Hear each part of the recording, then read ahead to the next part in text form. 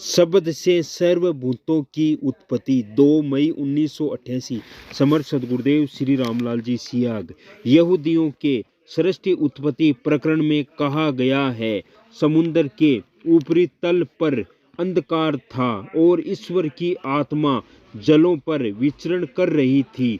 शब्द के द्वारा उसने समुद्र को अंतरिक्ष से विभक्त किया, जिसके परिणाम स्वरूप अब यहाँ 2 समुद्र है, एक पार्थिव जो अंतरिक्ष के नीचे है, दूसरा भूलोकीय जो अंतरिक्ष के ऊपर है।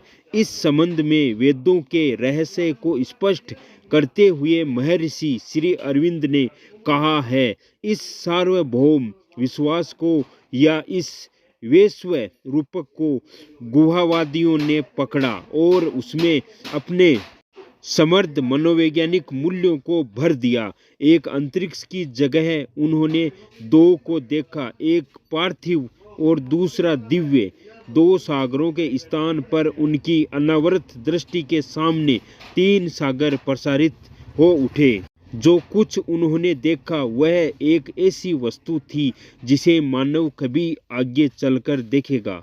जब प्रकृति और जगत को देखने की उसकी भौतिक दृष्टि अंतरात्मिक दृष्टि में बदल जाएगी। उनके नीचे उन्होंने देखी अगाध रात्रि और तरंगित होता हुआ तमस, अंधकार में छिपा अंधकार, निश्चेतन समुद्र जिससे एकमेव के शक्तिशाली तमस के द्वारा उनकी सत्ता उद्भूत हुई थी। उनके ऊपर उन्होंने देखा प्रकाश और मधुरता का दूरवर्ती समुद्र जो उच्चतम योम है, आनंद स्वरूप विष्णु का परम पद है, जिसकी ओर उनकी आकर्षित सत्ता को आरोहण करना है।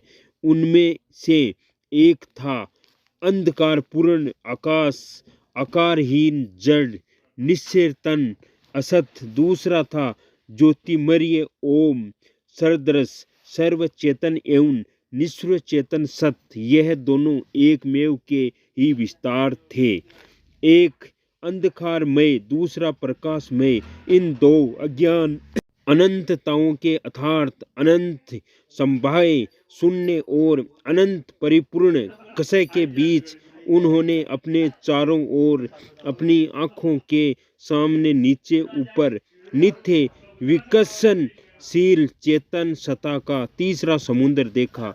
एक प्रकाश की असीम तरंग देखी, जिसका उन्होंने एक साहसपूर्ण रूपक के द्वारा इस प्रकार वर्णन किया है कि वह भूलोक से परे परम मोक्ष समुद्रों एक आरोहण करती या उनकी ओर प्रवाहित होती है। यह है वह भयानक समुद्र जो हमें पोत द्वारा पार करना है।